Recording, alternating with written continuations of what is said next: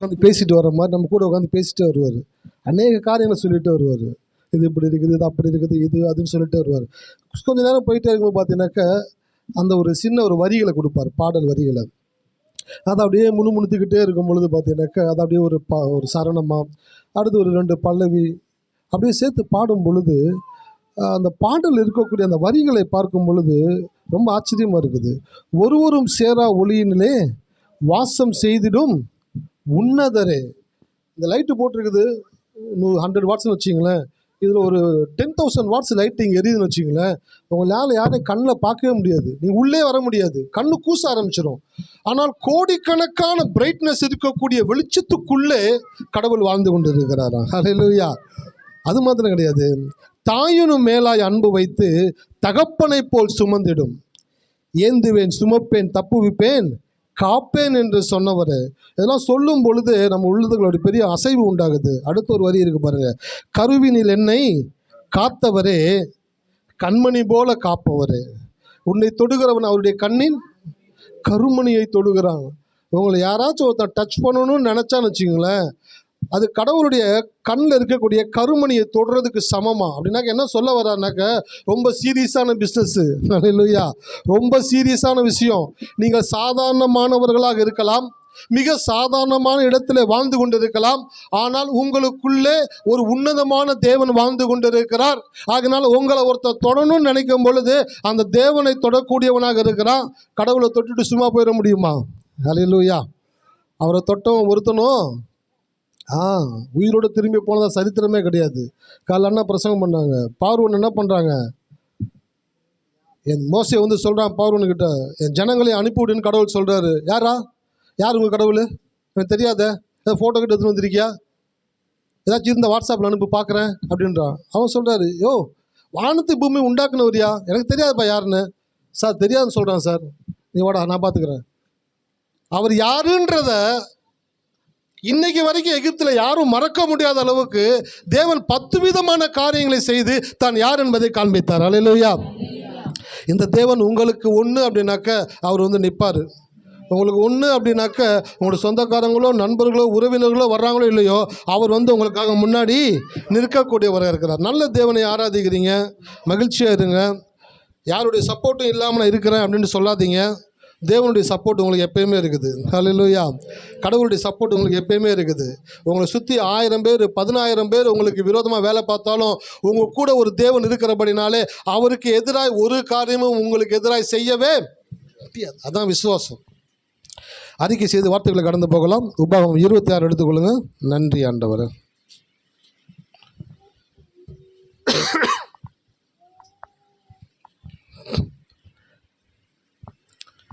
நான் உண்டு பண்ணின எல்லா ஜாதிகளை பார்க்கிலும் புகழ்ச்சியிலும் கீர்த்தியிலும் மகிமையிலும் உன்னை சிறந்திருக்கும்படி செய்வேன். ஆமென்.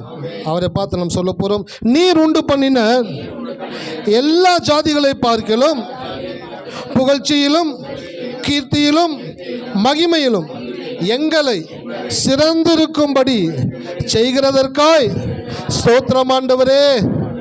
ஆமென். அல்லேலூயா. பாருங்கள், பைபிளில் நிறைய வாக்குத்தத்தங்கள் இருக்குது. ஆயிரக்கணக்கான வாக்குத்தத்தங்கள் வேதத்தில் இருக்குது.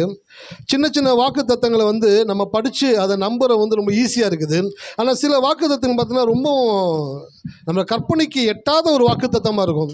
அதெல்லாம் படிக்கும் பொழுது இதெல்லாம் என் வாழ்க்கையில் எப்படிடா நடக்கும், இதெல்லாம் என் வாழ்க்கையில் கடவுள் செய்ய முடியுமா, அதுக்கு நான் தகுதி உள்ள ஆளா அப்படின்னு உங்கள் மைண்டில் யோசிச்சுக்கிட்டே அந்த வசனத்தை படிப்பீங்களே. ஆனால் உண்மையிலே சொல்லப்போனால் கடவுள்னால செய்ய முடியாத எதையுமே அவர் எழுதி கொடுக்கவே இல்லை. எத்தனை பேர் நம்புறீங்க?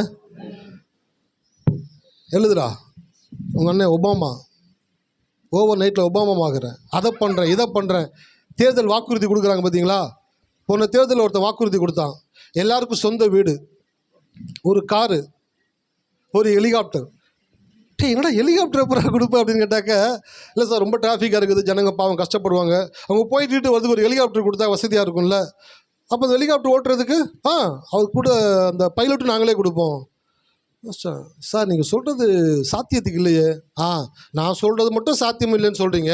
இத்தனை வருஷம் புழுகுன்னு புழுகி ஊருப்பட்ட அறிக்கையை கொடுத்து ஒன்று கூட செய்யாமல் ஆட்சி பண்ணிக்கிட்டே இருக்காங்களே, அவங்கள போய் கேட்க வேண்டியது தானே அப்படின்னு கேட்டான். பார்த்துங்க, மீடியாக்காரன் மைக் எடுத்துகிட்டு போயிட்டு வந்துட்டான். என்னன்னாக்க எல்லாரும் அதெல்லாம் சொல்கிறாங்க, நான் கொஞ்சம் எக்ஸ்ட்ரா சொல்கிறேன் அப்படின்னு சொல்கிறான். ஆனால் நம்முடைய கடவுள் எப்படிப்பட்டவர்னாக்க, அவர்னால் செய்ய முடியாத எதையுமே அவர் எழுதி கொடுக்கவே இல்லை. ஹல்லேலூயா.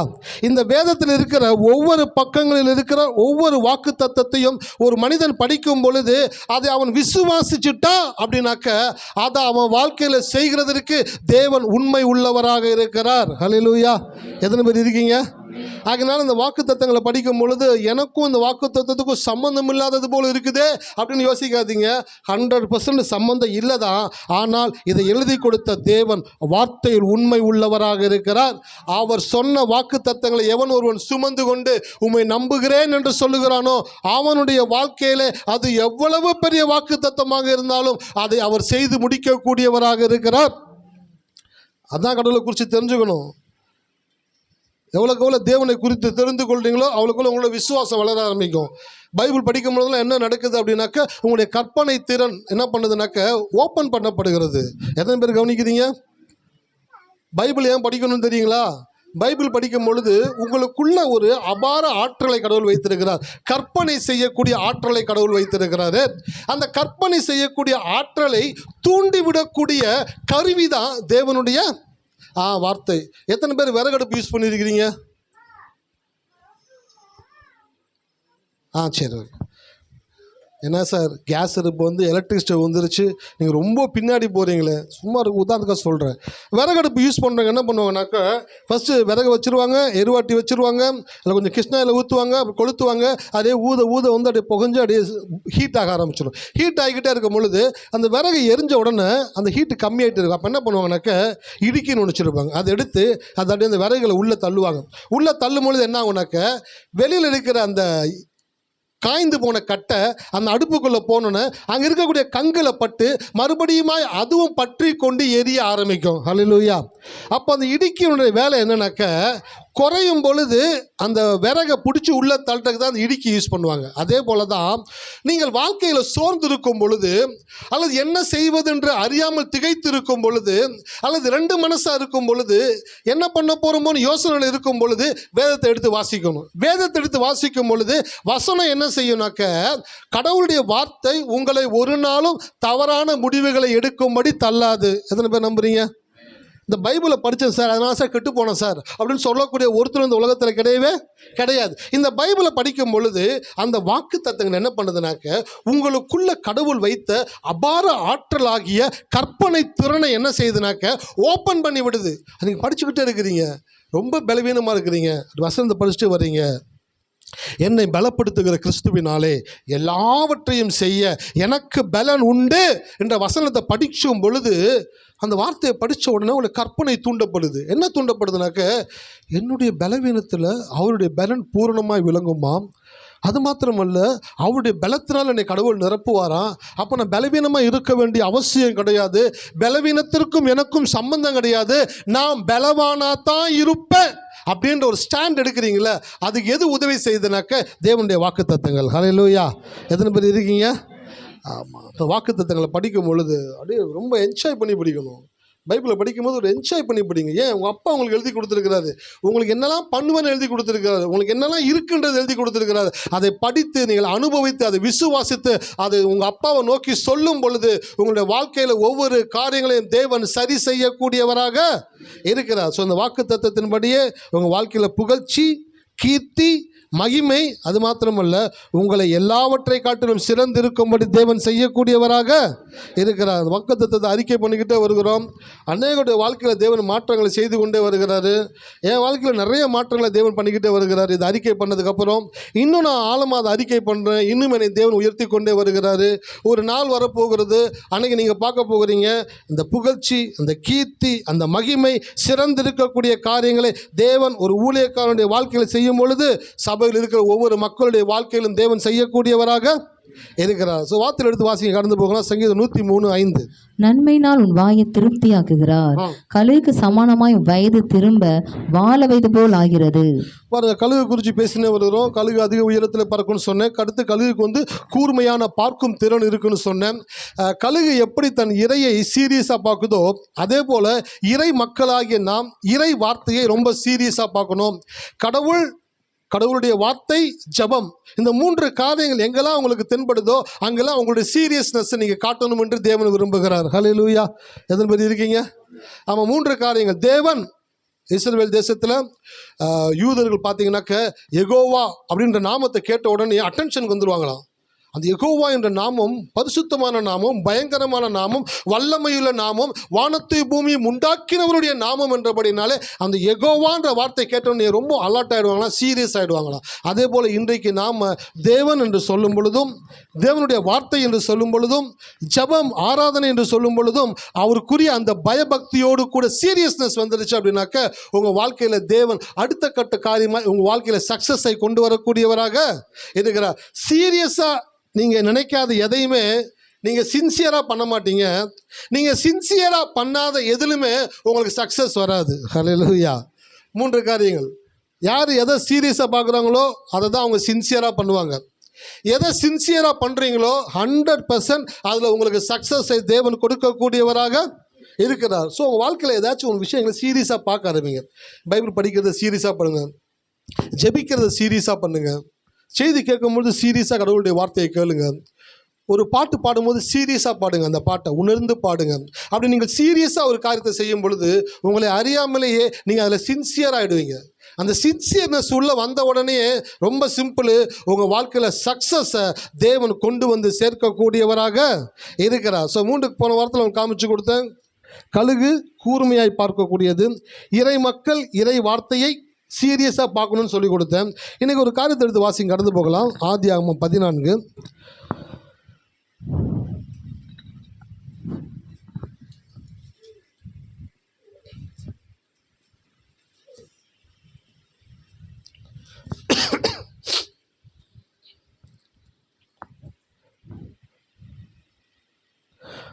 பன்னெண்டாம் வசனம், 13ஆம் வசனம், 14வது வசனம். ஆபிரகாமின் சகோதரருடைய குமாரனாகிய லோத்து சோதமிலே குடியிருந்தபடியால் அவனையும் அவன் பொருட்களையும் கொண்டு போய் விட்டார்கள். தப்பி ஓடின ஒருவன் எபிரனாகிய ஆபிரமிடத்தில் வந்து அதை அறிவித்தான். ஆபிரகாம் தன்னோட உடன்படிக்கை செய்திருந்த மனிதராகிய எஸ்கோலுக்கும் ஆனேருக்கும் சகோதரனாகிய மம்ரே எனும் எமருடைய சமபூமியிலே அப்பொழுது குடியிருந்தான். தன் சகோதரன் சிறையாக கொண்டு போகப்பட்டதை ஆபிரகாம் கேள்விப்பட்ட போது அவன் தன் வீட்டிலே பிறந்த கைப்படிந்தவர்களாகிய 318 ஆட்களும் ஆயுதம் தரிப்பித்து தான் என்னும் ஊர் மட்டும் அவர்களை தொடர்ந்து காலத்திலே அவனும் அவன் வேலைக்காரும் பிரிந்து பவுஞ்சுகளாய் அவர்கள் மேல் விழுந்து அவர்களை முறியடித்து தமசுக்கு இடதுபுறமான ஓபா மட்டும் துரத்தி சகல பொருட்களையும் திருப்பி கொண்டு வந்தான். தன் சகோதரனாய லோத்தையும் அவனுடைய பொருட்களையும் ஸ்திரீகளையும் ஜனங்களையும் திருப்பி கொண்டு வந்தான். ஆமென். ஹல்லேலூயா. போன வாரம் செய்தி கேட்டிருந்தீங்கன்னாக்கா, போன வாரத்தில் உங்களுக்கு காண்பிச்சு கொடுத்தேன். என்னன்னாக்கா, நோவாவுக்கு அப்புறம் 550 வருஷங்கள் கிட்ட கடவுள் யார்கிட்டையுமே பேசாத போலவே வேதத்தில் காட்சி கொடுக்குது. நோவா 2ஆம் உலகத்தை உண்டாக்குறாரு. அதுக்கப்புறம் மக்கள் பெருக ஆரம்பிக்கிறாங்க. யார்கிட்டையுமே கடவுள் பேசாத போல தெரியுது. ஆனால் ஆபிரகாம் கிட்ட தான் கடவுள் பேசுகிறாரு. அப்படி ஆபிரகாம் கிட்ட பேசும்பொழுது ஏன் ஆபிரகாம் கிட்ட கடவுள் பேசினாரு அப்படின்றத போன வாரத்தில் காமிச்சு கொடுத்தேன். எவர்கள் தேவனை எவர்கள் ஆழமாய் தேடுகிறார்களோ அவர்களை தேடி தேவன் வரக்கூடியவராக இருக்கிறார். ஹல்லேலூயா. அன்றைக்கி இந்த ஜனங்கள் கடவுளுடைய சத்தத்தை கேட்கல, கடவுள் யார்ட்டையும் பேசலை, அப்படியே வேகான ஒரு லைஃபாக போய்கிட்டு இருக்குது. அப்படி போய்கொண்டு இருக்கிற நாட்களில் ஆபிரகாம் என்ற ஒரு மனிதன் தேவனை குறித்த தேடல் உண்டாகுது அவனுக்குள்ள. கடவுள் யார், என் முற்பிதாக்களுக்கு அவர் பேசியிருக்கிறார், எங்களிடத்துலேயே இப்போ அவர் பேச மாட்டாரு அப்படின்னு அவரை குறித்த ஒரு தேடல் என்ன பண்ணுதுனாக்க தேவன் ஆபிரகாமை தேடி வரும்படி செய்தது. ஹல்லேலூயா. நம்ம சபை மக்களுக்கு நான் சொல்லுவேன், நீங்கள் எங்கேயும் தேடி ஓட வேண்டிய அவசியம் கிடையாது. நீங்கள் இருக்கிற இடத்திலே சீரியஸாக உங்கள் தெய்வத்தை வணங்கும் பொழுது நீங்கள் இருக்கிற இடத்துல உங்களை சந்திக்க அவர் உண்மை உள்ளவராக இருக்கிறார். ஹல்லேலூயா. சார், அவர் இருக்கிற இடத்துக்கு உங்களால் போக முடியுமா? ஆனால் நீங்கள் இருக்கிற இடத்துக்கு அவரால் வர முடியுமா? கட்டாயம் வர முடியும். அப்போ நீங்க எந்த இடத்துல இருக்கிறீங்களோ அந்த இடத்துல உண்மையும் உத்தமமாய் சீரியஸா சின்சியரா உங்கள் தெய்வத்தை தேடும் பொழுது நீங்கள் எந்த மூளை முடுக்கில் எந்த ஒரு சந்து பொந்துல இருந்தாலும் உங்களை சந்திக்க தேவன் கடந்து வரக்கூடியவராக இருக்கிறார். ஆபிரகாம் சீரியஸா கடவுளை பார்த்தான். கடவுள் அவனுக்கு தென்பட்டாரு. அவங்ககிட்ட ஒரு வார்த்தையை சொன்னாரு, நீ இருக்கிற தேசத்தை விட்டு நான் உனக்கு சொல்ற தேசத்துக்கு போப்பா. வீட்டை காலி பண்ண சொல்லல, ஊரை காலி பண்ண சொல்லல, நாட்டையே காலி பண்ண சொல்றாரு. இந்த தேசம் கிடையாது, வேறொரு தேசத்துக்கு போன்னு கடவுள் சொன்ன உடனே அந்த சத்தத்தை கேட்டு அவன் இருதயத்தில் ஒரு மிகப்பெரிய ஒரு தைரியம் உண்டானது. இது தேவனுடைய சத்தமாக இருக்கிறபடியினாலே இதை நான் சீரியஸா எடுத்துக்கொண்டு எல்லாவற்றையும் சேர்த்து கொண்டு கடவுள் சொன்ன இடத்துக்கு கடந்து வருகிறான். போன வாரத்தில் அதான் காண்பிச்சு கொடுத்த கடவுளுடைய சத்தத்தை சீரியஸாக கேட்டபடினாலே கடவுள் அவனை ஆசீர்வதிக்கிறேன்னு சொல்லி அவனை நடத்தி கொண்டே வந்தார். நடத்தி கொண்டே வரும் பொழுது அந்த 12, 13 அந்த அதிகாரத்தில் வாசிச்சு வந்தீங்கன்னாக்க ஆபிரகாமும் லோத்தும் ஒரே இடத்துல குடியிருக்கிறாங்க. 2 பேருடைய ஆஸ்தியும் பெருகுது, இடம் பத்தலை. அப்போ ஆபிரகாம் சொல்கிறார், நம்ம 2 பேரும் பிரிஞ்சு போகலாம்பா, ஃபர்ஸ்ட் நீ சூஸ் பண்ணிக்க, உனக்கு என்ன வேணும்னு சூஸ் பண்ணிக்கின்றாரு. அவன் பார்க்குறான், ஒரு இடத்த சூஸ் பண்ணால் ரொம்ப செழிப்பாக இருக்குது, இந்த இடத்த நான் எடுத்துக்கிறேன் அப்படின்னு சொல்கிறான். சரி ஓகே நீ போப்பான்றாரு. ஆபிரகாம் இந்த பக்கம் போயிடுறாரு. 2 பேரும் பிரிஞ்சிடுறாங்க. பிரிஞ்ச கடவுள் ஆபிரகாம் ஆசீர்வதிக்கிறாரு. ஆசீர்வதித்த பிற்பாடு ஒரு காரியம் நடக்குது. என்னன்னாக்க இந்த லோத்து குடியிருக்கும்படி போனால் பார்த்தீங்களா, அங்கே 5 ராஜாக்கள் இருக்கிறாங்க. இந்த 5 ராஜாக்கள் 4 ராஜாக்களுக்கு என்ன பண்ணாங்கனாக்கா வரி செலுத்திக்கிட்டே வந்தாங்களாம். வரி செலுத்திக்கிட்டே வந்தவங்க 12 வருஷம் வரி செலுத்தினாங்க. 13ஆவது வருஷத்தில் யோசிக்கிறாங்க, எதுக்கு நம்ம போய் இவங்க வரி செலுத்தணும், அதெல்லாம் தேவையில்லை. 14ஆவது வருஷத்தில் முடிவு பண்ணிட்டாங்க, நாங்கள் உனக்கு வரி கொடுக்க முடியாது, நாங்கள் உனக்கு எந்த விதமான சலுகையும் கொடுக்க முடியாதுன்னு சொன்ன உடனே அந்த 4 ராஜாக்கள் யுத்தத்துக்கு வந்துட்டாங்க. வந்து 5 ராஜாக்களோட யுத்தம் பண்ணுறாங்க. 5 ராஜாக்களை தோற்கடிச்சு இந்த 4 ராஜாக்கள் என்ன பண்ணுறாங்கனாக்க எல்லாத்தையும் எடுத்துகிட்டு போயிட்டாங்க. ஆடு மாடு ஆட்கள் எல்லாவற்றையும் கூட்டு போயிட்டாங்க. அதில் ஒருத்தன் சிக்கிக்கிட்டான். யாருங்க? லோத்து ஒருத்தன் சிக்கிக்கிட்டான். இப்போ இந்த லோத்தை என்ன பண்ணிட்டாங்க, தூக்கிட்டு போயிட்டாங்க குடும்பத்தோட. அந்த ஒரே கலசல் புரசலாக இருக்குது. இதுக்கு பக்கத்தில் தான் ஆபிரகாம் குடியிருந்து கொண்டு இருக்கிறாரு. அங்கே தப்பி ஓடின ஒருத்தன் யார்கிட்ட வந்து சொல்கிறான்னாக்க ஆபிரகாம்கிட்ட சொல்கிறான். வசந்த வாசிங்க 12. தப்பியோடி ஆபிரகாமின் சகோதரனுடைய குமாரனாகிய லோத்து சோதமிலே குடியிருந்தபடியால் அவனை அவன் பொருட்களை கொண்டு போய் விட்டார்கள். தப்பி ஓடின ஒருவன் எபிரனாகிய ஆபிரகாமிடத்தில் வந்து அதை அறிவித்தான்.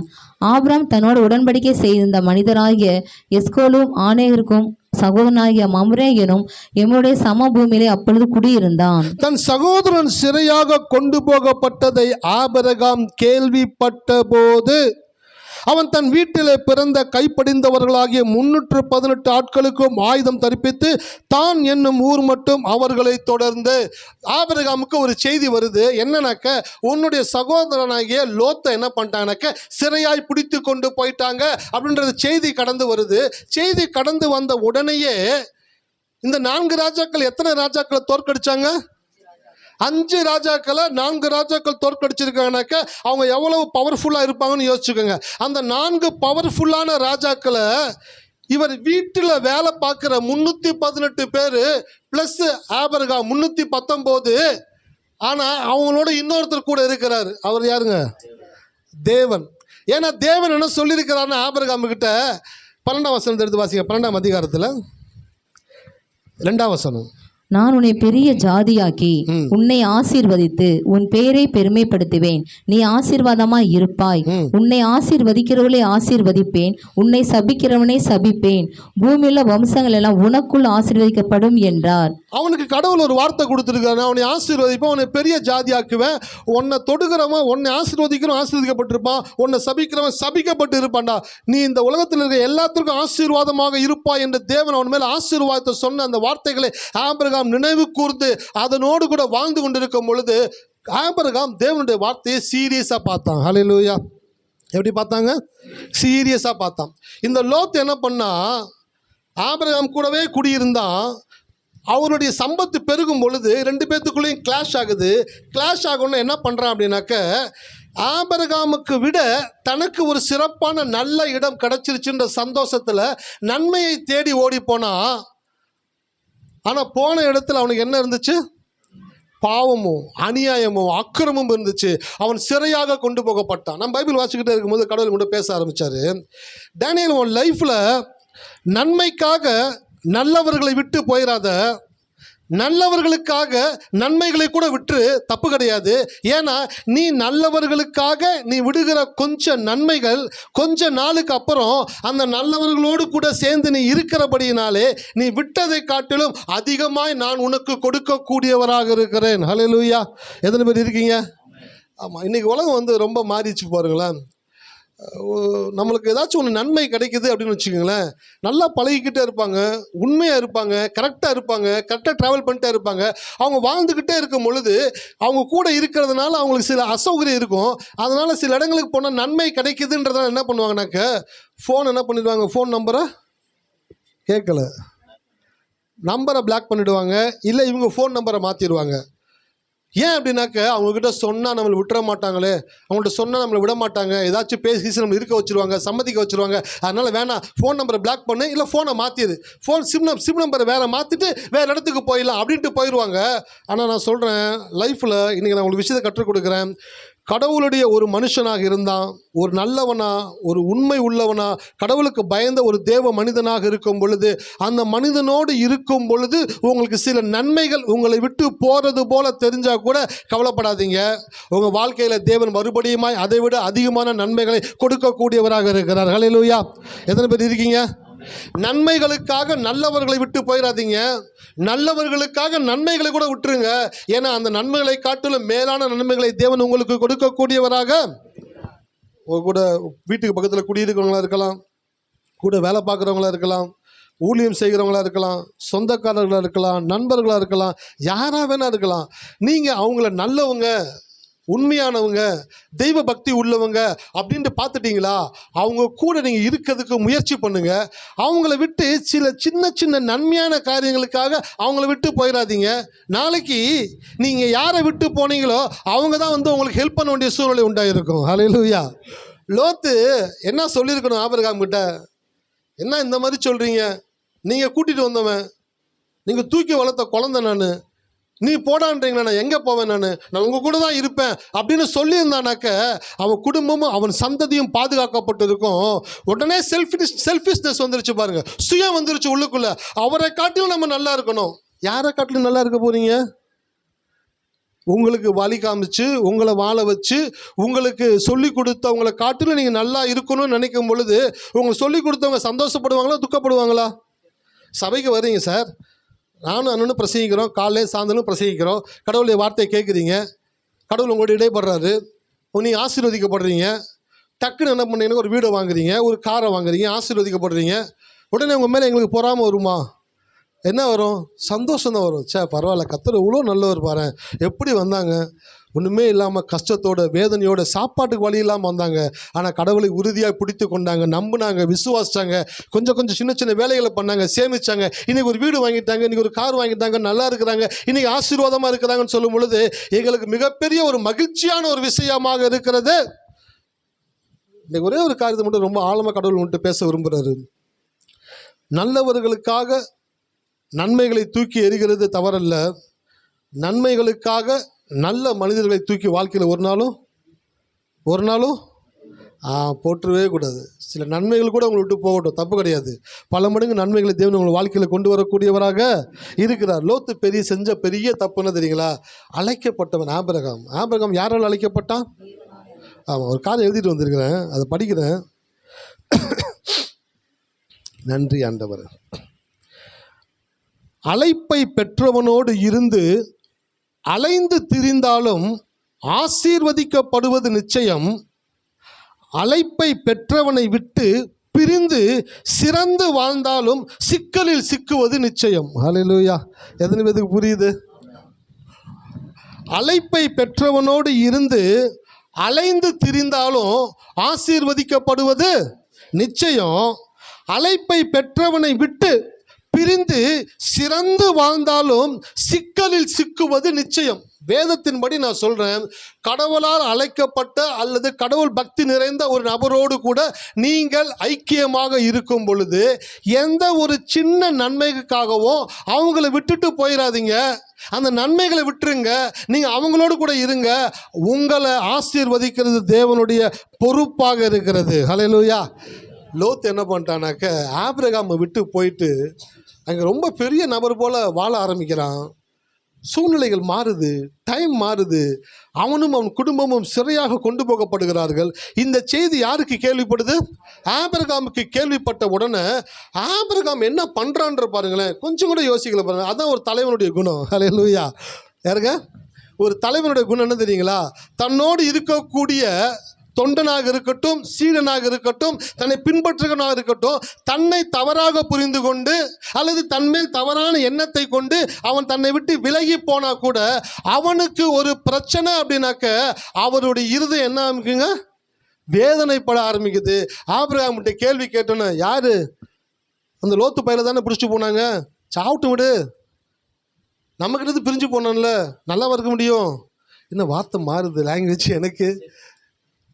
போனான்ல, உருப்படியாக வாழ முடியும்னு நினைக்கிறியா? கடவுள் விட்டாரா பத்தியா? செஞ்சாரு பாரு. அவனுக்கு இன்னும் தேவை, இன்னமும் தேவை அப்படின்னு ஆபிரகாம் பேசினாரு. ஆபிரகாம் எப்படி பேசினார் பாருங்க. லைஃப்பில் பாருங்கள், கடவுள் நம்மளை சில இடத்துல நம்மளை கவனிக்கக்கூடியவராக இருக்கிறாரு. நம்மளோடு கூட இருந்து நம்மளை விட்டு பிரிந்து அல்லது நம்மளை விட்டு புரிந்து கொள்ளாமல் நம்மளை விளங்கி கொள்ளாமல் விலகி போகிறவங்க சில தவறான விஷயங்களை சிக்கிக்கொண்டு அவங்க வேதனைப்படும் பொழுது நாம் எப்படி பேசுகிறோம் அப்படின்றத தேவன் கவனிக்கக்கூடியவராக இருக்கிறார். வேதம் சொல்லுது, கர்த்தருக்கு பயந்தவர்கள் ஒருவரோடு ஒருவர் பேசிக்கொள்ளுவார்கள், கர்த்தர் அதை கவனித்து. கடவுள் எப்போ தெரியல கவனித்து கேட்பாரு. நீங்கள் என்ன விஷயங்கள் பேசினாலும் பிரச்சனை கிடையாது. நீங்கள் ஒரு நபரை குறித்து பேசும் பொழுது தேவன் கவனமாய் கேட்கக்கூடியவராக இருக்கிறாரு. நீங்கள் பேசும் பொழுது அந்த நபரை குறித்து தவறாய் பேசுகிறீங்களா சரியா பேசுகிறீங்களான்ட்டு தேவன் ஜட்ஜ் பண்ணக்கூடியவராக இருக்கிறாரு. அதான் பைபிளை படிக்கும் பொழுது சில கேரக்டரில் இருக்கக்கூடிய சில குணாதிசயங்களை நீங்கள் கற்றுக்கொள்ள வேண்டும் என்று தேவன் விரும்புகிறார். அப்போ நீங்கள் பைபிளை சீரியஸாக படிச்சீங்கன்னா தான் நல்ல குணங்களை உங்கள் வாழ்க்கையில் கற்றுக்கொள்ள முடியும். என்றைக்குமே உங்கள் கூட இருந்து உங்களை விட்டு விலகி போய் கஷ்டப்படும் பொழுது அவர்கள் படுகிற கஷ்டம் நியாயம்தான் அப்படின்ட்டு பேசுகிறவன் தலைவன் கிடையாது. அவர்கள் படுகிற கஷ்டத்தில் தேவனே எப்படியாகிலும் அவர்களுக்கு உதவி செய்யுங்க ஆண்டவரே, அவளுக்காக நான் செபிக்கிறேன், அவளுக்காக நான் உதவி செய்கிறேன், அவளுக்கு என்ன ஹெல்ப் பண்ண முடியும் நான் போய் பண்ணுறேன் அப்படின்னு போய் பண்ணுறான். பார்த்தீங்களா? அவனை தான் தேவன் தலைமுறை தலைமுறையாய் ஆசீர்வதிக்கக்கூடியவராக இருக்கிறார். அல்லேலூயா. ஆபிரகாமுடைய தலையின் மேல் தலைமுறை தலைமுறைக்கான ஆசீர்வாதத்தை தேவன் வைத்தாராம். ஏன் தேவன் ஆசீர்வாதத்தை வைத்தார் ஆபிரகாம் கிட்ட? சில பேர் சொல்கிறாங்க, எதுக்கு சார் ஆபிரகாம் தெரிந்து கொண்டாரு? ஆபிரகாமுக்குள்ள எப்படிப்பட்ட குணங்கள்லாம் இருக்குன்னு தேவனுக்கு தெரியும். தேவனுக்கு தெரிந்தபடினால தான் ஆபிரகாம் அழைத்தாரு, அவனை ஆசீர்வதித்தாரு, அவனை நடத்தினாரு, அவனுக்கு தலைமுறை தலைமுறை தாண்டி ஆசீர்வாதங்களை கொடுத்தாரு. அதான் அவனுக்கு சொன்னாரு, ஒரு சந்ததி கடற்கரை மணலை போல, வானத்து நட்சத்திரத்தை போல. ஏன் சொன்னார் சார்? அவனுடைய குணத்தை பார்க்குறார் சார், அவனுடைய கேரக்டரை பார்க்குறார் சார். சில பேர் என்ன நினச்சிக்கிறாங்கனாக்கா, நம்ம நிறைய ஜெபிச்சா கடவுள் ஆசீர்வதிச்சிருவாரு, நம்ம நிறைய உபவாசிச்சா கடவுள் ஆசீர்வதிச்சிருவாரு, நிறைய பைபிள் படித்தா கடவுள் ஆசீர்வதிச்சிருவாரு. அதெல்லாம் கிடையாது. பைபிள் படிக்கணும், ஜெபிக்கணும், உபவாசிக்கணும், அதெல்லாம் தப்பு கிடையாது. அதனால உங்களை ஆசீர்வதிக்க மாட்டார். இதன் விளைவாய் உங்களுடைய கிரியைகள் எப்படி மாறி இருக்குது என்று தேவன் பார்க்கக்கூடியவராக இருக்கிறார். ஹல்லேலூயா. எத்தனை பேர் இருக்கீங்க? ஆமாம். பைபிள் வாசிக்கணுமா? வாசிக்கணும். ஜெபிக்கணுமா? ஜெபிக்கணும். உபவாசிக்கணுமா? உபவாசிக்கணும். இந்த 3 காரியங்களை செய்யணும். நல்லதா? நல்லது. ஆனால் இது செய்கிறதுனால உங்களுடைய குணங்கள் எப்படி மாறி இருக்கிறது, உங்களுடைய மனநிலை எப்படி மாறி இருக்கிறது, உங்களுடைய கேரக்டர் எப்படி மாறி இருக்கிறது, இதையெல்லாம் பார்த்து தான் தேவன் ஒரு மனிதனை ஆசீர்வதிக்கக்கூடியவராக இருக்கிறார். இப்போ லோத்தை தூக்கிட்டு போயிட்டாங்கன்னு சொன்ன உடனே அந்த இடத்துல படித்து பார்த்தேன், ஒரு சின்ன ஒரு ஹெசிடேட் கூட கிடையாது ஆபிரகாமுக்குள்ள. கேட்ட உடனே என்ன பண்ணுறான் பாருங்க, தன் சகோதரன் சிறைய 14வது வசனம், தன் சகோதரன் சிறையாக கொண்டு போகப்பட்டதை ஆபிரகாம் கேள்விப்பட்ட போது அவன் தன் வீட்டிலே பிறந்தான். சார் இம்மிடியட்டாக ஒரு டெசிஷன் எடுக்கிறான் சார், யோசிக்கவே கிடையாது, ஒரு டெசிஷன் எடுக்கிறான். என்ன டெசிஷன் எடுக்கிறான்? 4 ராஜாக்கள், சக்தி வாய்ந்த 4 ராஜாக்கள் வந்தவன் சொல்கிறான், 5 ராஜாக்கள் தோற்கடிச்சு 4 ராஜாக்கள் எல்லாத்தையும் எடுத்துகிட்டு போயிட்டாங்க. இப்போ அந்த 4 ராஜாக்களுடைய கைவசத்தில் தான் எல்லாருமே அடிமைகளாக இருக்கிறாங்க. இப்போ நீங்கள் என்ன பண்ண போகிறீங்கன்னு ஆபிரகாம் கிட்ட சொன்ன உடனே ஆபிரகாம் சற்றும் யோசிக்கவே இல்லை. உடனே தன் வீட்டில் இருந்த 318 பேருக்கும் என்ன பண்ணுறானாக்கா, இருக்கிற ஆயுதங்களை கையில் கொடுத்து வாங்க யுத்தத்துக்கு போகலாம். கூட இருக்கலாம் பார்த்துருப்பாங்க, சார் என்ன சார் கல்யாணத்துக்கு சாப்பிட போகலான்ற மாதிரி கூப்பிட்றீங்க, ஆல்ரெடி 5 ராஜாக்கள் நொறுக்கிட்டு போயிருக்கிறாங்க, நீங்கள் 318 பேர் எல்லாம் கற்றுக்குட்டிங்க, வீட்டு வேலை பார்க்குறவங்க, சமையல் பண்ணுறீங்க, மாட்டுக்கு பால் கறக்குறவங்க, புல் போடுறவங்க, மாட்டை குளிப்பாட்டுறவங்க, இப்படிப்பட்ட ஆட்களை கூட வச்சுக்கிட்டு இருக்கிறீங்க, எங்களுக்கு ஏதோ ஆயுதத்தை போட்டு விட்டு வாடான்னு கூப்பிட்றீங்க. ஜி சம்பளம் கொடுக்கலன்னா கூட பரவாயில்ல, எங்களை சாகடிச்சிடாதீங்க ஜி அப்படின்னு சொல்லலை. ஒவ்வொருத்தனுக்குள்ளேயும் அந்த யுத்தத்திற்கு வேண்டிய ஆற்றலை தேவன் ஊற்றக்கூடியவராக இருந்தார். ஹல்லேலூயா. சார், நீங்கள் ஒரு தலைவனுக்கு கீழே இருக்கிறீங்க அப்படின்னாக்க நீங்கள் பயந்தவர்களாக இருந்தாலும் சூழ்நிலைக்கு ஏற்றார்போல் உங்களுக்குள் தைரியத்தை தேவன் ஊற்றக்கூடியவராக இருக்கிறார். 318 பேரும் வீட்டில் வேலை பார்த்தவங்க யுத்தத்துக்கு தயார் பண்ணுறாரு ஆபிரகாம். உடனே கடந்து போகிறாங்க. நான் யோசித்தேன், என்ன சார் ஒரு சின்ன ஒரு பிளான் ஆச்சு வேணாமா? பைபிள் ஒரு வசனம் இருக்குது என்னன்னாக்க, வீடு கட்டுறவன் முன்பு உட்காந்து எவ்வளவு செலவாகும்னு யோசிச்சுட்டு கணக்கு போட்டுட்டு தான் வீடை கட்டணுமா. ஏன் அப்படின்னாக்க, இருக்கிற காசை வச்சு வீடை ஸ்டார்ட் பண்ணிட்டு அது பாதியில் நின்றுச்சுனாக்க ரோட்டில் போகிறவன் என்ன சொல்லுவான்?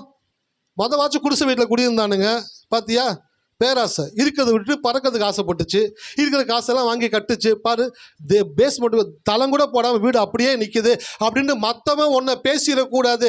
ஆகினாலே ஒரு செயலை செய்யும் பொழுது முன்பு உட்காந்து அதனுடைய செலவெல்லாம் கணக்கு போட்டு பார்த்து அப்புறம் அந்த வேலையை ஸ்டார்ட் பண்ணு அப்படின்னு தேவன் சொல்கிறாரு.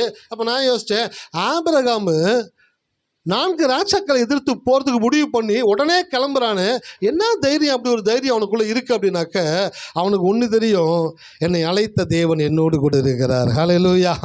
என்னை அழைத்த தேவன் என்னோடு கூட இருக்கிறார். நான் இன்றைக்கு உங்களுக்கு சொல்கிறேன், உங்களை அழைத்த தேவன் உங்களோடு கூட இருக்கிறார் என்ற சீரியஸ்னஸ் உங்களுக்குள்ளே வந்துருச்சு அப்படின்னாக்க ராஜாக்களையும் நீங்கள் ஜெயிக்கக்கூடியவர்களாய் தேவன் செய்யக்கூடியவராக இருக்கிறார். ஹல்லேலூயா.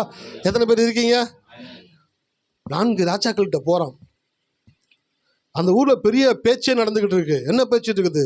5 ராஜாக்கள் அடித்து நொறுக்கி 4 ராஜாக்கள் எல்லாத்தையும் தும்சம் பண்ணி தூக்கிட்டு போயிட்டாங்கப்பா அப்படின்னு பேச்சு டவுனுக்குள்ளே பெருசாக போய்கிட்டு இருக்கு. அந்த ஏரியா ஃபுல்லாக பேச்சு நடந்துக்கிட்டே இருக்குது.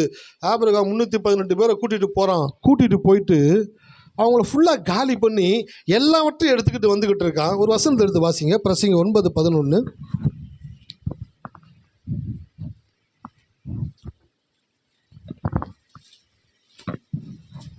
நான் திருப்பிக் கொண்டு சூரியனு கீழே கண்டதாவது, ஒடுக்கிறதுக்கு வேகம் உள்ளவர்களின் வேகமும் யுத்தத்துக்கு சௌரியமானவர்களின் சௌரியமும் போதாது, பிழைப்புக்கு ஞானம் உள்ளவர்களின் ஞானமும் போதாது, ஐஸ்வர்யம் அடைகிறதுக்கு புத்திமான்களின் புத்தியும் போதாது, தயவு அடைகிறதற்கு வித்வான்களின் அறிவும் போதாது.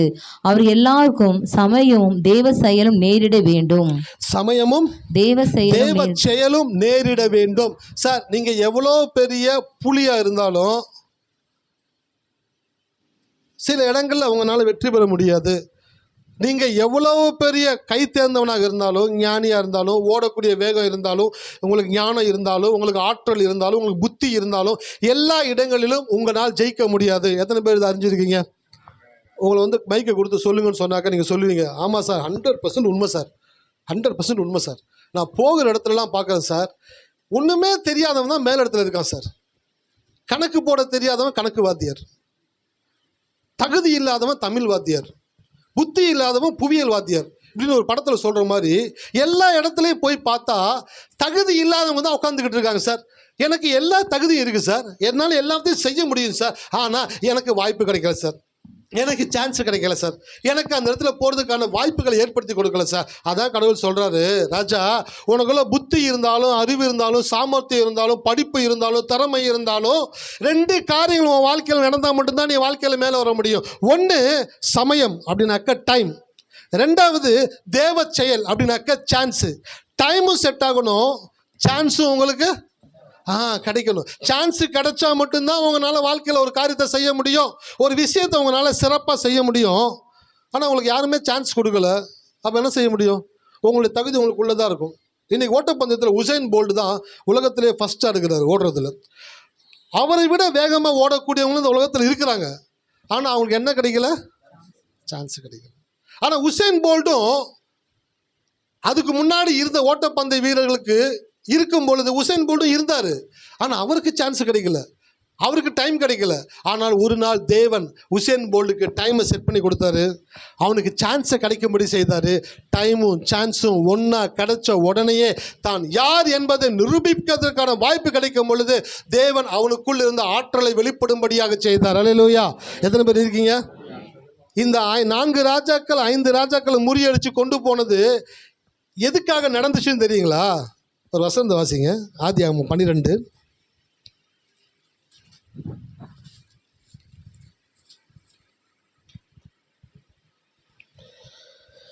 2ஆம் வசனம். நான் உன்னை பெரிய ஜாதியாக்கி உன்னை ஆசீர்வதித்து உன் பேரை பெருமைப்படுத்துவேன். உன் பேரை பெருமைப்படுத்துவேன். பேரை பெருமைப்படுத்துவேன். யார் பேரை பெருமைப்படுத்துவேன்னு சொன்னாரு? ஆபிரகாமுடைய பேரை தேவன் பெருமைப்படுத்துவேன்னு சொன்னார்ல. இப்போ ஆபிரகாம் தேவன் சொன்ன வார்த்தையை சீரியஸாக என்ன பண்ணுறானாக்க ஒவ்வொரு நாளும் பார்த்து கொண்டே வருகிறான். கடவுள் என்னை பெரிய ஜாதி ஆக்குவேன்னு சொன்னார், என் பேரை பெருமைப்படுத்துவேன்னு சொன்னபடினாலே எனக்காக தேவன் சில திட்டங்களை செய்து கொண்டு இருக்கிறார் என்ற ஒரு விசுவாசத்தோடு ஆபிரகாம் வாழ்ந்து கொண்டு இருக்கும் பொழுது ஆபிரகாமுக்காக தேவன் சமயத்தையும் தேவ செயலையும் நேரிடும்படி செய்து 4 ராஜாக்கள் 5 ராஜாக்களை ஜெயித்து எல்லாத்தையும் கூட்டு போயிட்டாங்க. டவுனில் இப்போ டவுனில் அதான் பெரிய டாப்பிக்காக பேசப்பட்டு கொண்டிருக்கிறது. பேசப்பட்டு கொண்டிருக்கும் பொழுது ஆபிரகாம் யார் என்று தெரியாத அந்த இடத்துல ஆபிரகாம் யார் என்பதை காண்பிக்க வேண்டும் என்பதற்காக தேவன் அந்த யுத்தத்தை ஏற்படுத்தி அந்த 4 ராஜாக்களையும் ஜெயிச்சு அவர்கள் எல்லாவற்றையும் மீட்டு கொண்டு வரும்படியான ஆற்றலை தேவன் ஆபிரகாமுக்கு கொடுத்தார். ஹல்லேலூயா. உங்கள் லைஃப்பில் நான் சொல்கிறேன், நீங்கள் எப்போ கடவுளை புரிஞ்சுக்கிறீங்களோ, எப்போ கடவுளை சீரியஸாக பார்க்க ஆரம்பிக்கிறீங்களோ, நீங்கள் கடவுளை சீரியஸாக பார்க்கும் பொழுது தான் உங்களுக்காக தேவன் சீரியஸான வேலைகளை செய்யக்கூடியவராக இருக்கிறார். ஹல்லேலூயா. இப்போ இந்த இடத்துல வந்து பிரசங்கம் பண்ணிக்கிட்டு இருக்கிறேன். நானும் அண்ணன் காலைல அண்ணன் பண்ணாங்க, ஈவினிங்கில் நான் பண்ணிட்டு இருக்கிறேன். தொடர்ந்து இந்த காரியங்களை ஹெசிடேட் ஆகாமல் சோர்வு இல்லாமல் தொடர்ந்து செய்து கொண்டே வருகிறோம். தொடர்ந்து வரும் பொழுது தேவன் எங்களுக்கான டைமையும் சான்ஸையும் அவர் ஏற்படுத்தி கொண்டே வருகிறாரு. ஒரு நாள் வருகிறது, அன்றைக்கு நீங்கள் பார்க்கக்கூடிய வியக்கக்கூடிய விதத்தில் உயர்ந்த இடத்துல தேவன் நம்முடைய சபையை நிற்க வைக்கக்கூடியவராக இருக்கிறார். ஹல்லேலூயா. எத்தனை பேர் இருக்கீங்க? அப்போ டைமும் சான்ஸும் ஒரு மனுஷனுக்கு கடவுள் ஏற்படுத்தி கொடுத்தா மட்டும்தான் அவனால் பெரிய காரியங்களை செய்ய முடியும். ஒரு வசந்த வாசிங்க, எப்படி வெற்றி கிடச்சிச்சின்னு காட்டுறேன் பாருங்க. ஆதியாகமம் 14:18.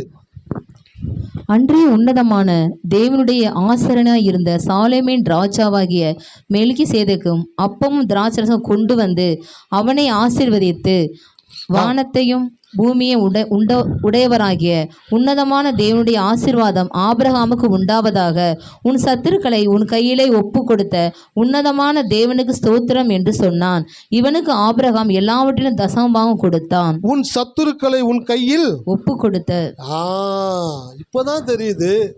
4 ராஜாக்களை 318 + 1 319, அதுக்கும் மேலே தலைவராக நம்மளுடைய தேவன் கூட இருந்து 320 கணக்கு போட்டு போய் அங்கே யுத்தங்களை செய்து 4 ராஜாக்களை ஜெயிக்க செய்தது யாருன்னு பார்த்தா ஆபிரகாமுடைய சார்பிலே தேவன் நின்று யுத்தம் செய்து ஆபிரகாமுக்கு தேவன் வெற்றியை பெற்று கொடுத்தார். ஹல்லேலூயா. எத்தனை பேர் இருக்கீங்க? உங்கள் வாழ்க்கையில் கடவுள் உங்கள் கூட இருக்கிறான்ற சீரியஸ்னஸ் உங்களுக்கு வந்துருச்சு அப்படின்னாக்க நீங்கள் போகிற எல்லா இடங்களிலுமே உங்களுக்காய் தேவன் காரியங்களை செய்யக்கூடியவராக இருக்கிறார்.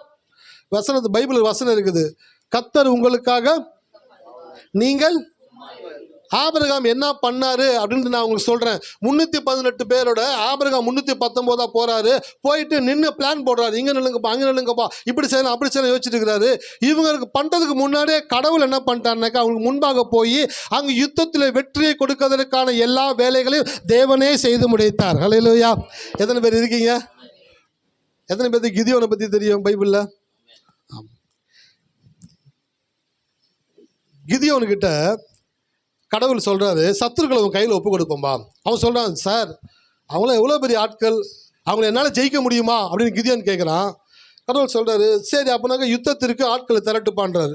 32,000 பேர் வந்துட்டாங்க. எத்தனை பேருங்க? 32,000 பேர் யுத்தத்துக்கு ரெடி ஆகிட்டாங்க. கடவுள் சொல்கிறாரு, என்னடா ரொம்ப ஜாஸ்தியாக இருக்குது கூட்டம்.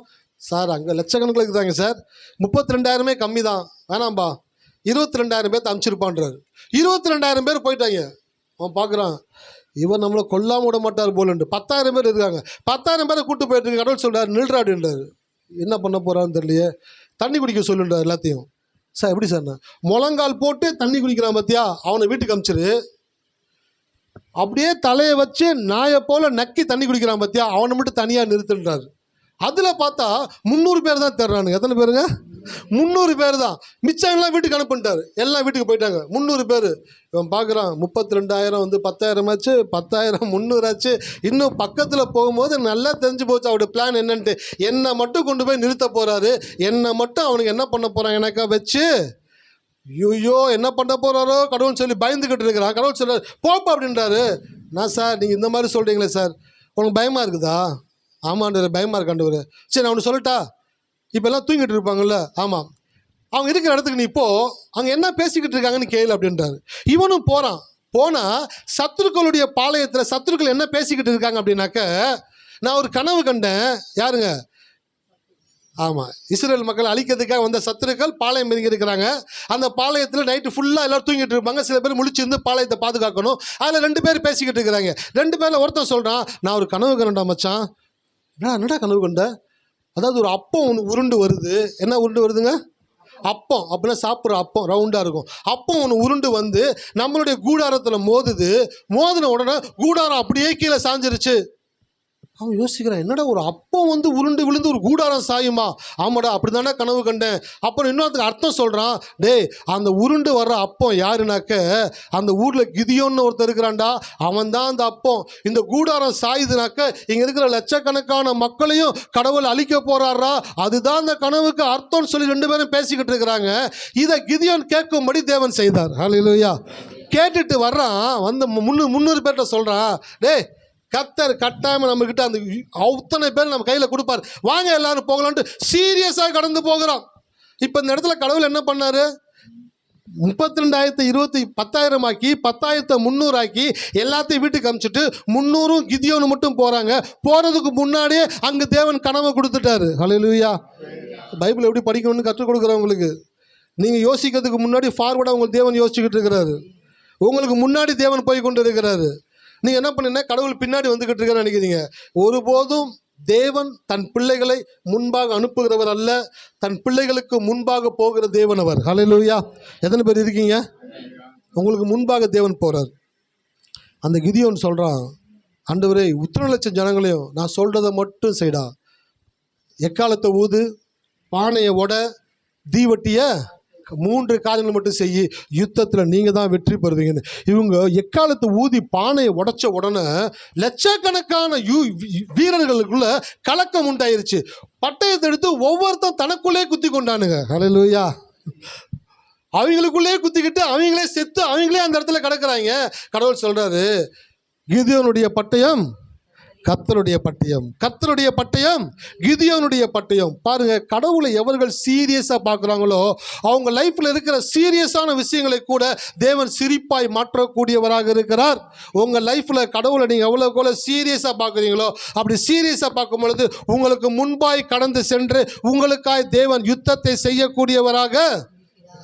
வாழ்க்கையில் என்ன சார் பிரச்சனை? என்ன காரியங்கள் உங்கள் வாழ்க்கையில் இருக்குது? நான் சொல்கிறேன், கடவுளுடைய வார்த்தையை சீரியஸாக பாருங்கள். ஆபிரகாம் தேவனுடைய வார்த்தையை சீரியஸாக பார்த்தோம்.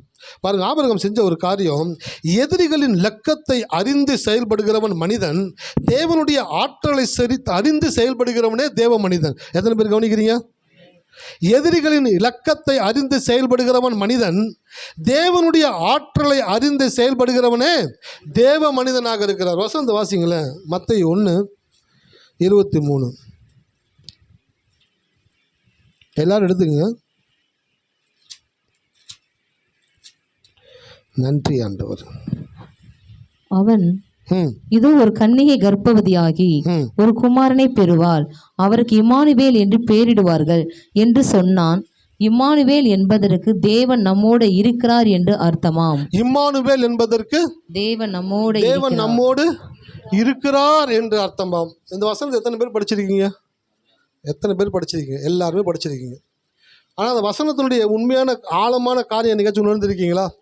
இயேசு இம்மானுவேல் என்பதற்கு தேவன் யாரோடு இருக்கிறார் சார். அதாவது ஒரு குழந்தைக்கு பேர் வைக்கிறீங்க, அந்த குழந்தைக்கு பேர் வச்சிங்கனாக்க அந்த குழந்தை எப்படி இருக்குன்னு தானே சொல்லுவீங்க, ஆமாவா இல்லைங்களா? ஒரு குழந்தைக்கு பேர் வைக்கிறாங்க, என்ன பேர் வைக்கிறாங்கனாக்க ஏஞ்சல் அப்படின்னு பேர் வைக்கிறாங்க. அந்த குழந்தைக்கு ஏஞ்சல்னு பேர் வைக்கும் பொழுது அந்த ஏஞ்சல்ன்ற பேருக்குரிய அந்த குழந்தை அந்த ஏஞ்சலை போல வளர்ந்து வர வேண்டும் என்று விரும்பி தானே பேர் வைக்கிறீங்க, ஆமாவா இல்லைங்களா? நம்ம எங்கள் ஊர் பக்கம்லாம் பேர் வைப்பாங்க, வெள்ளச்சாமின்னு வைப்பாங்க. பார்த்தா குழந்தை கண்ணு கருன்னு இருக்கும். ஏன்னா வெள்ளச்சாமின்னு பேர் வச்சுருக்கீங்க. எனக்கு இல்லை, பேர்லையாச்சும் வெள்ளை இருக்கட்டுமேட்டு வச்சாங்க. இங்கே ஒரு இடம் இருக்குது மேட்டுப்பாளையம்னு, ஆனால் பார்த்தீங்கன்னா டவுனில் தான் போகும். எதுக்கு பேர் வச்சுருக்காங்கன்னே தெரில, அர்த்தம் இல்லாமல் பேர் வைக்கிறது போல். அப்போ பேர் வைக்கும் பொழுது அந்த பேருக்குரிய அர்த்தத்தோடு விளங்குகிறது போல் இம்மானுவேல் என்பதற்கு தேவன் இயேசுவோடு இருக்கிறார் என்று அர்த்தமாம் அப்படின்னு வசனம் வந்திருந்தா கரெக்டு. ஆனால் வசனம் எப்படி வந்திருக்குதுனாக்க இம்மானுவேல் என்பதற்கு தேவன் நம்மோடு இருக்கிறார் என்று அர்த்தமாம். அப்போ என்ன அர்த்தம்? இயேசு என்ற ஒரு நபர் இந்த உலகத்தில் பிறக்கும் பொழுது அந்த இயேசு ஏன் பிறந்தார் என்றால் தேவன் ஒவ்வொரு மனிதனுக்குள்ளும் இருக்க வேண்டும் என்பதற்காக தான் இயேசு இந்த பூமியில் பிறந்தார். ஹல்லேலூயா. எத்தனை பேருக்கு புரியுது? அப்போ இம்மானுவேல் என்பதற்கு தேவன் நம்மோடு இருக்கிறார் என்று அர்த்தமாம். அப்ப இயேசுவை ஏற்றுக்கொண்ட ஒவ்வொருவர்களுக்கும் கிடைக்கக்கூடிய மிகப்பெரிய பரிசு என்ன என்றால் இந்த வானத்தையும் பூமியும் உண்டாக்கின தேவன் உங்களுக்குள்ள இருக்கிறாரு.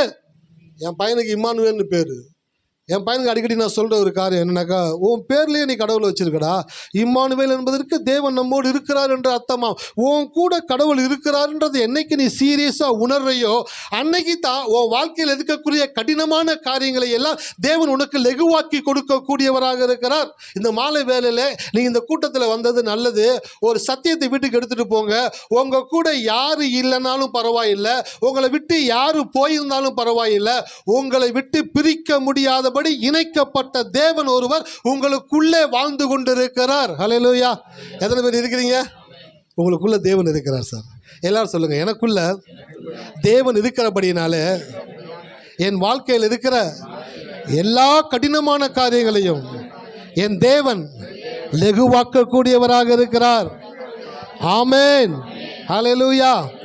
அப்ப இந்த வசனத்தை இதுக்கப்புறம் படிக்கும்போது எப்படி படிக்கணும்? இம்மானுவேல் என்பதற்கு தேவன் நம்மோடு இருக்கிறார்.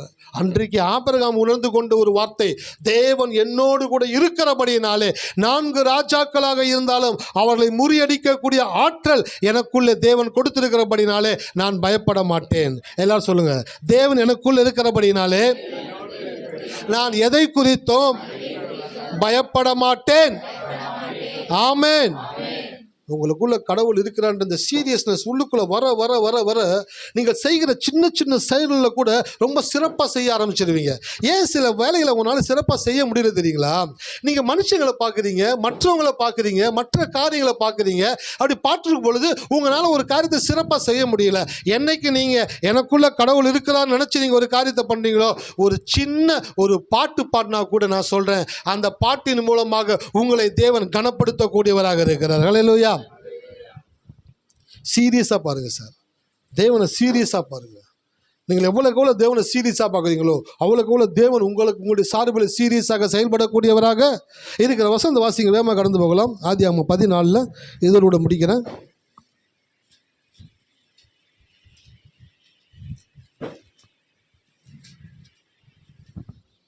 20வது வசனம். உன் சத்துருக்களை உன் கையிலே ஒப்பு கொடுத்த உன்னதமான தேவனுக்கு ஸ்தோத்திரம் என்று சொன்னான். இவனுக்கு ஆபிரகாம் எல்லாவற்றிலும் தசமமாகவும் கொடுத்தான்.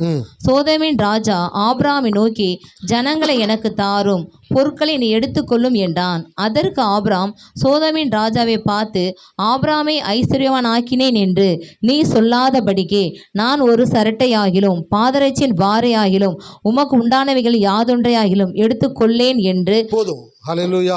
என்ன சொல்கிறான் பாருங்க ஆபிரகாம். அந்த 5 ராஜாக்கள் சொல்கிறாங்க, சார் நல்ல காரியம் பண்ணீங்க சார், அந்த 4 ராஜாக்கள்கிட்ட எல்லாத்தையும் மீட்டு எடுத்துட்டீங்க. ஒன்று பண்ணுங்க சார், ஜனங்களை கொடுத்துருங்க சார், எல்லா பொருட்களையும் நீங்கள் எடுத்துக்கோங்க சார், ஆடு மாடு பொருள் எல்லாத்தையும் நீங்கள் எடுத்துக்கோங்க சார், அந்த ஜனங்களை மட்டும் எங்கிட்ட கொடுத்துருங்க சார். அந்த 5 ராஜாக்கள் வந்து ஆபிரகாம்கிட்ட சொல்கிறாங்க. ஆபிரகாம் யோசிச்சிருப்பார், என்னடா அது இவ்வளோ உயிரை பணையை வச்சு சண்டை போட்டு இவ்வளோத்தை எடுத்துகிட்டு வந்திருக்கிறோம், இப்போ அவன் கேட்குறானே கொடுக்கலாமா வேணாமா?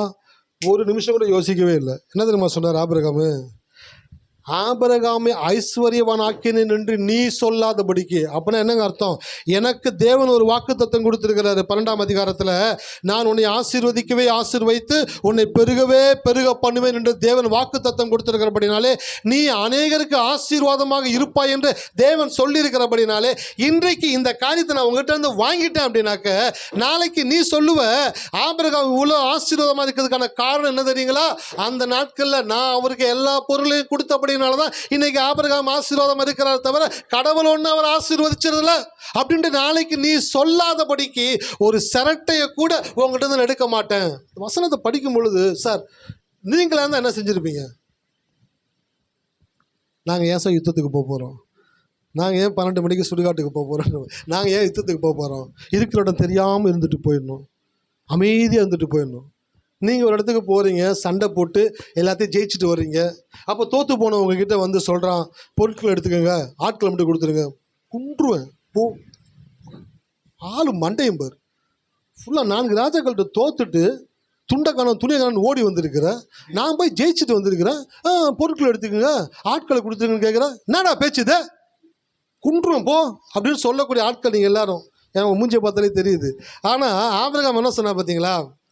பொருட்களும் வேணாம், ஆட்களும் வேணாம், எனக்கு ஒன்றே ஒன்று தெரியும், என்னை அழைத்த ஒரு தேவன் இருக்கிறாரு, அவருடைய வார்த்தையை நான் ரொம்ப சீரியஸாக நம்புகிறேன்.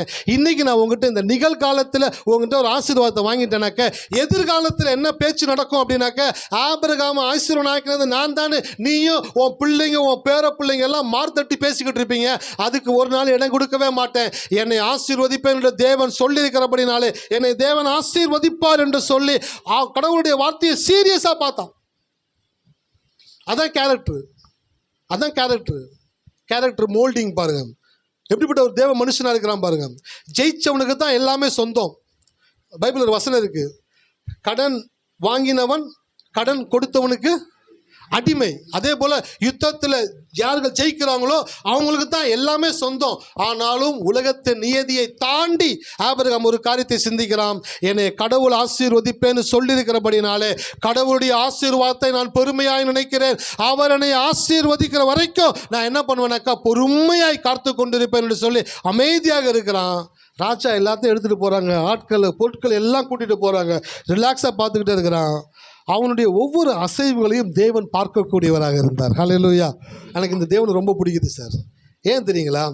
இந்த உலகத்தில் நம்ம இழிச்சா வாய்த்தனமாக சில விஷயங்களை செய்யும் பொழுது எல்லாம் நம்மளை கேவலமாக பார்ப்பாங்க, ஏரளமாக பார்ப்பாங்க, உலக தெரியாத ஆளுன்னு சொல்லி பார்ப்பாங்க. ஆனால் பரலோகத்தில் இருக்கிற தேவன் எப்படி பார்ப்பா தெரியுங்களா? என் புள்ளடா, என் புள்ள எப்படி இருக்குது பாடுறா, என் புள்ள எப்படி விட்டு கொடுக்குது பாடுறா, என் பிள்ளை எப்படி பெருந்தன்மையாக இருக்குது பாடுறா, என் குணம் என் பிள்ளைக்குள்ள இருக்குதுடா அப்படின்ட்டு பரலோகத்தில் ஒரு பெரிய கரகோஷமே உண்டாகுமா. நீங்கள் ஒவ்வொரு கடவுளுடைய வார்த்தைக்காகவும் நீங்கள் தேவனை சீரியஸாக பார்த்து நிற்கிற ஒவ்வொரு செயலுக்கும் பரலோகத்தில் கிளாப்ஸ் உண்டாகிக்கிட்டே இருக்கும். ஹல்லேலூயா. எத்தனை பேர் இருக்கீங்க? ஆனால் நீங்கள் இந்த சின்ன பிள்ளைத்தனமாக 5க்கும் 10க்கும் சண்டை போடுறது, சின்ன சின்ன காரியங்களுக்கு போயிட்டு வாக்குவாதம் பண்ணிக்கிட்டு இருக்கிறது, சின்ன சின்ன காரியங்களுக்கு போயிட்டு முகத்தை ஒரு மாதிரி வச்சுக்கிறது, அப்படியா. இன்னைக்கு காலைல ஆராதனை முடிச்சுட்டு வீட்டுக்கு போகும்போது கடவுள் உள்ளத்தில் பேச ஆரம்பித்தார். Omit the error. வாசிக்கிறேன். நன்றி ஆண்டவரே, நன்றி நன்றி நன்றி.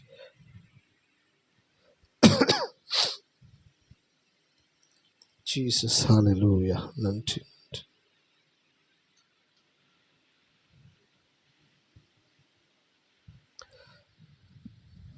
Omit the error and forget the mistakes. என்னதுங்க? Omit the error, forget the mistakes. என்ன ஆண்டவரே அப்படின்னாக்க, வாழ்க்கையில் நீ பழகக்கூடிய மனிதர்கள் எல்லாருக்குள்ளேயும் சின்ன சின்ன குறைகள் இருக்கும், சின்ன சின்ன தவறுகள் இருக்கும். அந்த சின்ன சின்ன குறைகளையும் சின்ன சின்ன தவறுகளையும் நீ பெருசாக அதை பேசி பூஸ்ட் பண்ணி அதுதான் அவங்கன்னு சொல்லி அவங்கள ரொம்பவும் கொச்சப்படுத்தி அவங்கள ஒரு மட்டமாக நீ பேசக்கூடிய நபராக இருக்கக்கூடாது. ஒமிட் த எரர்ஸ் அப்படின்றார். அப்படின்னாக்க சிறு சிறு பிழைகளை விட்டு. அம்மா அப்படின்ற எழுதுகிற இடத்துல இம்மு மா அம்மா புள்ளி வைக்கல, எவ்வளோ பெரிய தப்பு தெரியுங்களா இது அப்படின்னு நம்ம நிறைய பேர் பேசுகிறோம்ல. கடவுள் சொல்கிறாரு, ஏன்னா புள்ளி தாண்டா வைக்கல, புள்ளி வச்சுட்டு போயிரு, அதான் முடிஞ்சு போச்சு. சில ஆசிரியர்கள் திருத்தும் பொழுது சில பிள்ளைங்க தப்பு பண்ணியிருக்குங்க, அதை பெருசாக சுழிச்சு அந்த குழந்தைய அப்படியே மனசு கஷ்டப்படுற மாதிரி வெரி பேட் அப்படின்னு எழுதியிருப்பாங்க. சில ஆசிரியர்கள் என்ன பண்ணியிருப்பாங்க, அந்த குழந்தை தப்புக்கு மேலே ரெட் பெனில் புள்ளி வச்சு இல்லை துணைக்கால் போட்டு இல்லை அந்த வார்த்தையை திருத்தி do it better next time அப்படின்னு எழுதியிருப்பாங்க. 2 பேருமே ஆசிரியர் தான். ஒருத்தவங்க தவறை பார்த்து பூஸ்ட் பண்ணுவாங்க, ஒருத்தவங்க தவறை சரியாக மாற்றி அந்த குழந்தைய வளர்கிறதுக்கான வழிவாசலை கொடுப்பாங்க. அதே போல் தான் கடவுள் சொல்கிறார், இன்றைக்கி உங்கள் லைஃப்பில் சின்ன சின்ன மிஸ்டேக்ஸுகள் எரர்ஸுகள் உங்களை சுற்றி இருக்கிறவங்களுக்குள்ளே இருக்கும் பொழுது அதை பெருசாக பார்க்காதீங்க. ஹல்லேலூயா. எத்தனை பேர் இருக்கீங்க? ஏன் தெரியுங்களா? மற்றவங்களுக்கிட்ட இருக்கக்கூடிய சின்ன சின்ன மிஸ்டேக்ஸையும் சின்ன சின்ன குறையையும் நீங்கள் பார்க்க பார்க்க என்ன ஆகுதுனாக்கா உங்களுடைய மைண்டில் அப்படிப்பட்ட காரியங்கள்னால நீங்கள் நிரம்பிக்கிட்டே இருக்கிறீங்க. அப்படி நிரம்பிக்கிட்டே இருக்கும்போது என்ன ஆகுது தெரியுங்களா? ஒரு நபரை பார்த்த உடனே அவர்கிட்ட நல்ல குணங்கள் தெரியாது, அந்த மிஸ்டேக்ஸ் தான் தெரியும். சார் இப்போ வெள்ளை சட்டை போட்டிருக்கேன் சார், எனக்கு தெரியாமல் என் பேனால் இந்த இடத்துல மை இதாயிடுச்சு சார். ஆனால் உங்களுடைய கண்ணில் எங்கே இருக்கும்? அந்த வெள்ளை சட்டையில் பட்ட அந்த மையில் தான் பார்த்துக்கிட்டே இருப்பீங்க. ஏன்? தலைக்கு எண்ணெய் வச்சு தலைவாரி இருக்கிறேன். பைபிளில் போட்டிருக்குது, உன் வஸ்திரம் எப்பொழுதும் வெண்மையாயும் உன் தலைக்கு எண்ணெய். தலையை பார்க்கல, மூஞ்சியை பார்க்கல, ஷர்ட்டை பார்க்கல, ஆனால் உடம்புல எதையும் பார்க்காம அந்த மை பட்ட இடத்த மட்டும் பார்த்துக்கிட்டே இருப்பீங்க. நீங்கள் பார்க்கணுன்னா பார்க்குறீங்க கிடையாது. அது உங்களுடைய கவனத்தை ஈர்க்கக்கூடியதாக இருக்கிறது.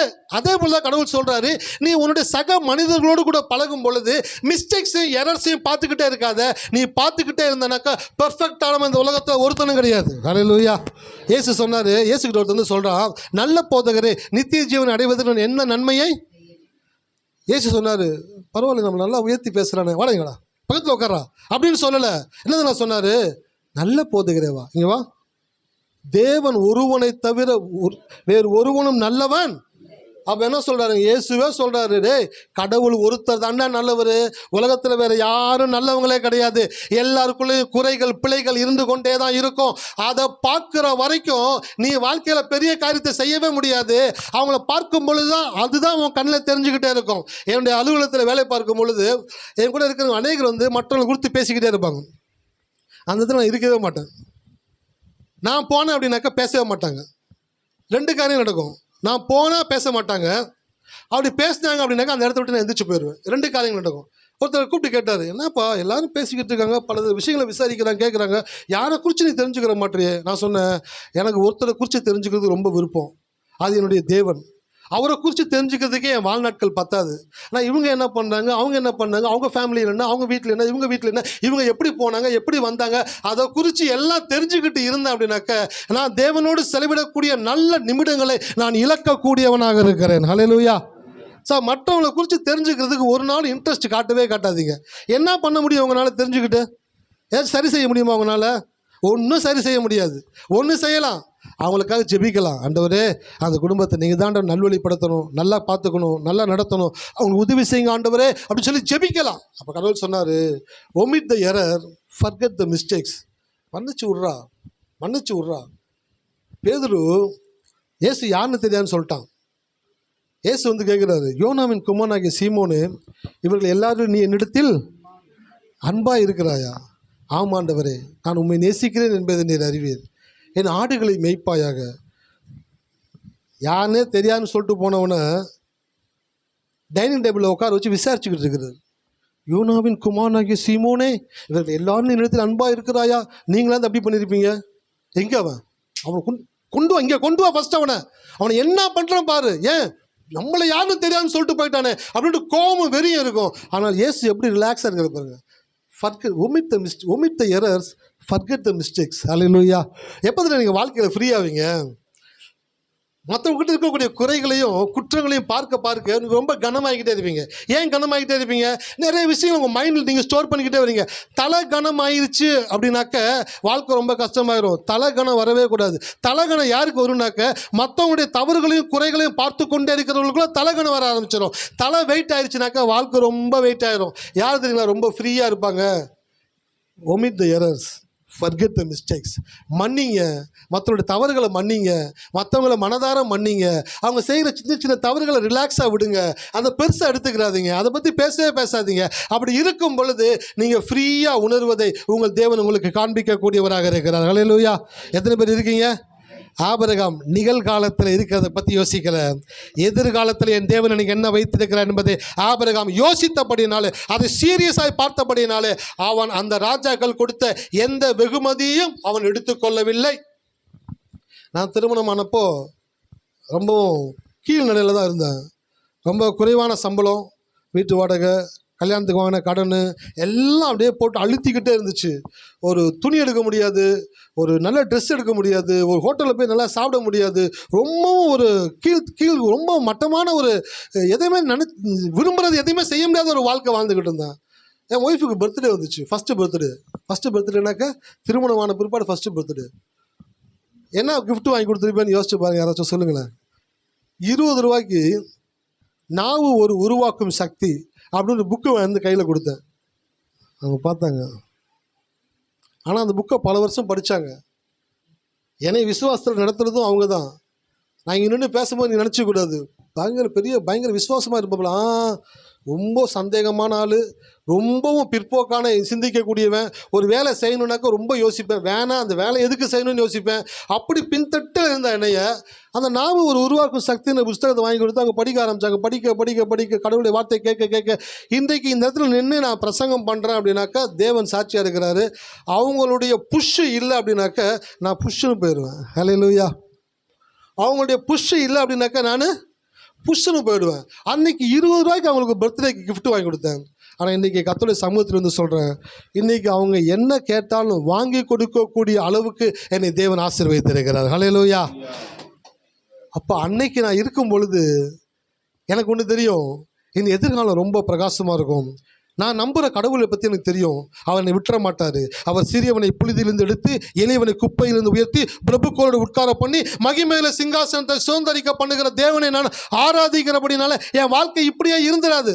5க்கும் 10க்கும் கஷ்டப்படுற வாழ்க்கை இருக்காது. இவங்கள்ட்ட வாங்கி அவங்கள்ட்ட வாங்கி இவங்கள்ட்ட கொடுத்துட்டு எப்படிடா வாழ்க்கையை ஓட்டுறது, கொடுத்தவங்க வந்தோன்னே அவங்கள பார்த்து மறைஞ்சிக்கிறது, அவங்கள்ட்ட இன்றைக்கி தரேன்னு சொல்கிறது, அந்த வாழ்க்கையை நினச்சி பார்க்குறேன். இன்றைக்கி பார்க்குறேன் கடனே இல்லாத ஒரு வாழ்க்கை, நிறைவான ஒரு வாழ்க்கைக்குள் என்னை கடவுள் வைத்திருக்கிறாரு.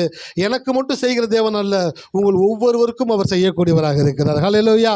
அதனால் இன்றைக்கி வாழ்க்கை ஒரு மாதிரி இருக்கேன்னு கவலைப்படாதீங்க. உங்களுக்கு பெஸ்ட்டான ஒரு ஃபியூச்சரை தேவன் வைத்திருக்கிறார். அந்த தேவனை சீரியஸாக பாருங்கள், அந்த தேவனுடைய வார்த்தையை சீரியஸாக பாருங்கள். என் கூட கடவுள் இருக்கிறபடினால என் வாழ்க்கையை தேவன் சிறப்பாய் மாற்றுவார் என்று ஆபிரகாமை போல விசுவாசமாக நில்லுங்க. உங்கள் வாழ்க்கையில் தேவன் பெரிய காரியங்களை செய்யக்கூடியவராக இருக்கிறார். கண்களை மூடுவோமாம். நன்றி தகப்பனே. இந்த மாலை வேளையிலே நாங்கள் ஆராதிக்கிற தேவன் ஜீவன் உள்ளவர். இம்மானுவேல் என்பதற்கு தேவன் நம்மோடு இருக்கிறார் என்று அர்த்தம் என்று பார்க்கிறோமே. ஆபிரகாமோடு கூட இருந்து ஆபிரகாமை ஆசீர்வதித்து செல்வ சீமானாய் மாற்றி கடற்கரை மரணத்தனையான வானத்து நட்சத்திரங்களைப் போல பிள்ளைகளை கொடுத்து அவனை ஆசீர்வதித்து உயர்த்தின எங்கள் தேவன் அல்லவா. இன்றைக்கு நாங்கள் உங்களை சீரியஸாக பார்க்குறோம் ஆண்டவரே. உங்களுடைய வார்த்தைகளை சீரியஸாக பார்க்குறோம். எங்களுடைய வாழ்க்கையை நீங்கள் உருவாக்கக்கூடியவராக இருக்கிறதற்காக நன்றி செலுத்துகிறோம் கர்த்தாவே. எங்களுடைய கரத்தில் கொடுக்கிறோம். வந்த ஒவ்வொரு பிள்ளைகளையும் நீர் ஆசீர்வதிப்பீராக. இயேசுவின் நாமத்தில் ஜெபிக்கிறோம் நல்ல பிதாவே.